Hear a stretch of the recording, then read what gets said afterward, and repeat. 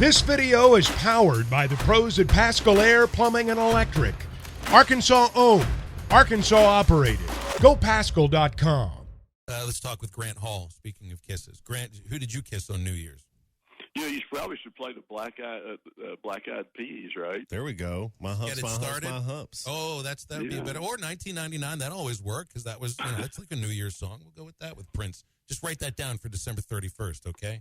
Grant, how you feeling, man? I know you're kind of out of commission for a little bit of time.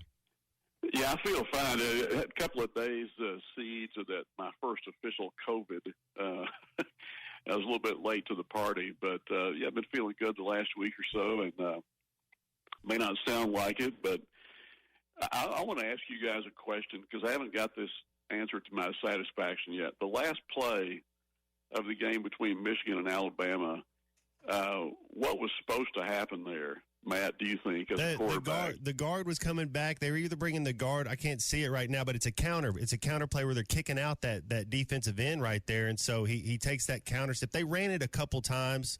You want to look like you're going a certain way, and then you just cut it right back. But that was to the field side with the receivers. I mean, the play was there. If the snap was there, they just had they were pinned back coming. I just thought it was a bad play call. I just don't understand how you're messing up the snap so much. Why going up the middle against a team that kind of was playing? I mean, they planned for it.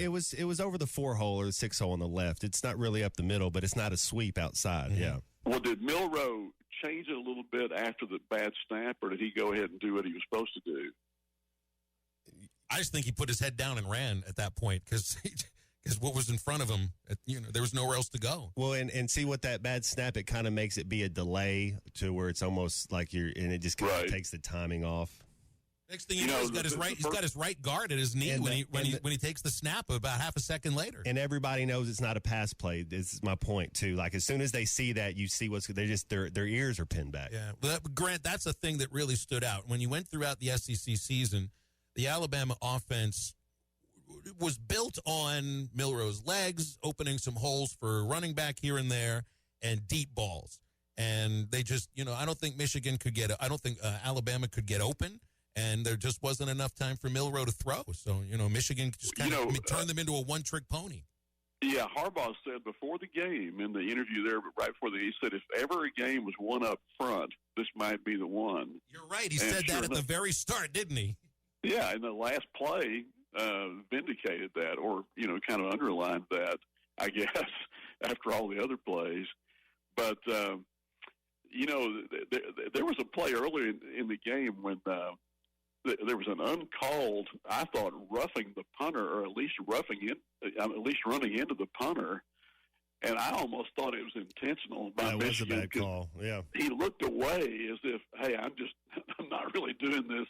What I'm doing. It reminded me of the time a long time ago when Steve Little on the opening kickoff for Arkansas against Baylor, this Baylor player named Ronnie Lee hit Little on his follow-through. I mean, it incensed Frank Broyles. He wrote a letter to the league office and everything. I basically just thought it was a dirty play. Now, the other night, who knows what was in the guys, but to not even call running into the kicker there, I thought was unbelievable. You give Washington much of a chance? I do. Look, they were counted out. Just looking at the betting lines in the last two games they've played, sports bettors have thought that maybe they don't even belong on the field at that time. But you got to believe in what Washington can do. I think they could win this. I don't think they will. They need 7 healthy. I don't think Johnson will be healthy, or even if he can play, he's not going to be close enough to himself. That'll help in pass pickup and in the pass game as well. Yeah, it's kind of emblematic of today's football that you got a 23-year-old sixth-year quarterback who languished at Indiana for a long time, and he got this second chance. You've had COVID. You've had, the NIL stuff has kept some guys in school. And so that in some cases you got guys playing college football that could be in their second year in the NFL or something.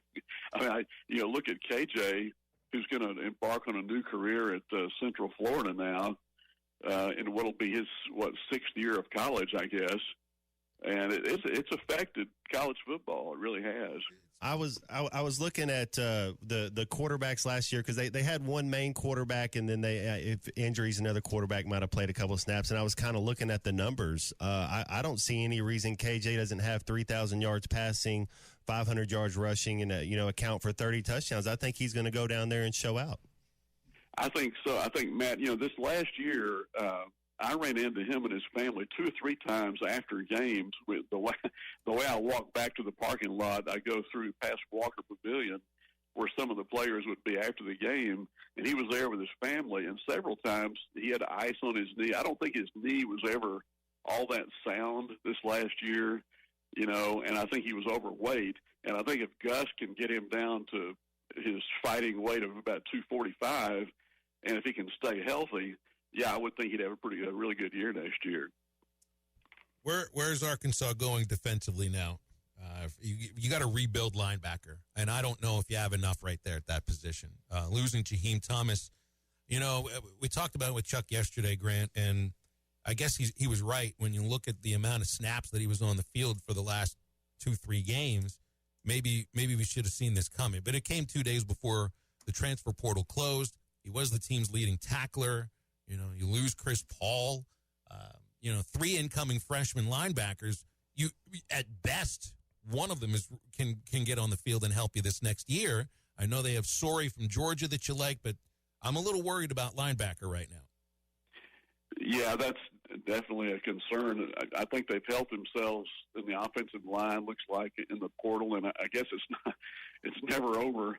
You can have some more guys come in between now and next season, and they can move a guy or two around who, kind of these hybrid players. Maybe 1 or 2 of those goes to linebacker. But, yeah, that's definitely a concern, I would say. Grant? By the way, I'm hearing some chatter that Jim Chaney has been following the program pretty closely. Like, would he become an analyst or something on this Arkansas staff? I don't know. Wasn't he an analyst for A&M last year? He was an analyst somewhere. In fact, I thought I saw him during the bowl season. Is that where he was last year? I think it was A&M. I think he was analyst turned play caller for the Texas Bowl. And there's a receiver from A&M that Arkansas is getting who didn't do much last year. 3 catches for 14 yards, I think, but he's got great speed, and you got to figure that Bobby sees a lot of potential in him. Yeah, well, absolutely. The speed, Matt. That's one thing he said that they need. He sounds like body type, at least. He's identical to Isaiah Sategna. I don't know who's faster, but it's the same body type. Yeah, those 2 guys could put the defensive back's head on a swivel if they were in there at the same time. Hey, I want to ask you guys, too, about this basketball team, because last night I heard that Arkansas is the 16th team out, not one of the 9 SEC teams that Lenardi currently has in there. I watched a little bit of Auburn last night. They've got this kid, Johnny Broome, who was 5'10" in high school, and he's 6'10" now, and he went for 22 and 12 last night against Penn, including 3 of 4 3-point shots. Now he had been 4 of 22, so he's still only hitting 27%. So does Eric encourage him to take 3-point shots, figuring that was an aberration last night, or is there a new concern that he might go out there and shoot threes against Arkansas? So that's kind of one of the intriguing things about Saturday. Yeah, Grant, I was going to kind of see what you thought. My prediction right now, I got them going 7-2 at home and 2-7 on the road with 9-9. I don't know if 9-9 gets them in. What do you see them going, their record being when they finish up conference play? And how many do they have to win to get in the tournament, do you think? Well, they were 8-10 last year and got in, but a lot different situation with the other games. They've got work to do, and I think maybe it takes 10-8, and then who knows after that. But I think they're capable, Matt, of doing that because Minifield to me makes them look completely different. I like his vision. Yeah, that really was. They were kind of reeling at the point guard position there, trying several different ones, earlier in the season, and he's been an exclamation point so far. And just being able to come in only 3 games, it looks like he's pretty comfortable. Now, he was practicing with them, but wasn't expected to play this year.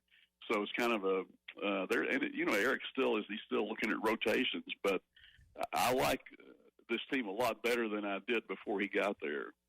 Well, the front court's going to be challenged in this Auburn game. You know, you brought up Broome. I know they're really big up front. They score a lot of points from their big players. So, you know, hopefully hopefully he's ready to go. You know, last year's team, Phil, it seemed like we could kind of attack that player and maybe get him in foul trouble. I don't know if you have a Graham like that and you try to go at him early and maybe try to get him in foul trouble, because I'm with you. I don't think we can stop that kid. I feel like Graham's ready to shine, but we know he can do it on the offensive side. This is his last chance. Like, this next month, they're going to get him on the court when they need points. The question is, can he do the other things, which you need to do against Auburn? They're +8 in rebounding. I mean, yeah, he'll get his points, but you need boards from him. It's kind of like big guys by committee, isn't it? You know, and Mitchell has kind of gone away here lately. They're going to need his presence. As good as these guys can be offensively, you know, not great rebounders or defensive players. So maybe it's going to be Eric's going to have to do a pretty a good coaching job there with those guys. Well, we'll hear from Muss later today, 3:15. I think he's got a press conference on Zoom. Yeah, he moved it up a day. I wonder why that was. Good question. Big things going on tomorrow, I guess. Whenever they're supposed to have it. Hey, it's 44 days out from the start of Arkansas baseball. Grant, have you allowed yourself to put any thought on this year's baseball team? Yeah, I've kind of listened to some of the chatter, and I know that you like their rotation, don't you? Their Friday, Saturday, Sunday rotation. I think everybody does, including the scouts. I think they'll be drooling over them. Yeah, I think it'll be a good time in baseball. It usually is. It always is. Well, we kind of count on that. I think this year they certainly will. Real quick, who wins, Michigan or Washington? I think Michigan wins, but I'm not sure Georgia couldn't beat both of them. BetOnline remains your number one source for all your sports betting this season. Everything from the NFL and bowl season to esports. You'll find the latest odds, team matchup info, player news, and game trends at BetOnline. BetOnline features live betting, free contests, and live scores for almost any sport or game imaginable. We're the fastest and easiest way to bet on all your favorite leagues and events. Head to betonline.ag to join and receive a 50% welcome bonus on your first deposit. Make sure to use the promo code BELIEVE to receive your rewards. That's BLEAV. BetOnline, where the game starts.